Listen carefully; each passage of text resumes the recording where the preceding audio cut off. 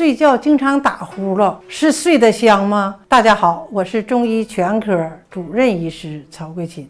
打呼噜是生活当中非常常见的一种现象，特别是男性朋友打呼噜是最多见的。不能说10个人9个人会打呼噜，最少也有7个。那么打呼噜和睡得香是必然联系的吗？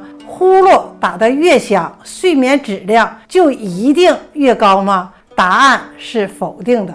打呼噜不但不是睡得香，反而呢，它还是一种病，在临床上叫做阻塞性的睡眠呼吸暂停。打呼噜是人类健康上的一个大敌，特别是在打呼噜的过程中有严重的呼吸暂停的情况，更是非常危险的。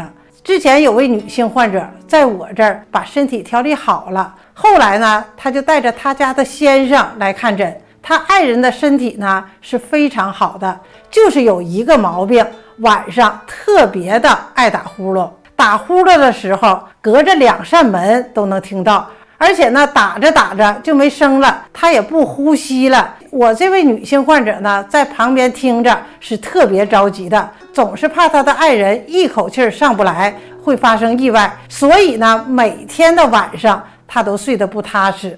她爱人的这种情况就是典型的阻塞性的睡眠呼吸暂停症，如果不及时的调理，会诱发很多的潜在的并发症，比如说心脏病、高血压、动脉硬化、脑中风、脑出血、肺心病、老年痴呆症、糖尿病、腰膝酸软、夜尿增多等多种疾病，其中最严重的就是睡眠中的猝死。造成打鼾的常见原因呢，有以下几个方面：过度疲劳、酒醉之后入睡、鼻部咽喉或全身性疾病，还有就是体重过胖。除了药物的调理呢，也可以从以下几个方面调理。过度肥胖的呢，要尽量的减重，把体重控制在合理的范围之内。睡觉的时候要采用侧卧的姿势，尽量的避免平卧，枕头的高度也要适中。睡眠之前呢，不要过于劳累，避免情绪的过度兴奋。吸烟喝酒这些不健康的习惯也最好要避免。总之呢，打呼噜并不是睡得香，是身体不适的表现，要尽快的找到原因来进行调理，避免更多的疾病发生。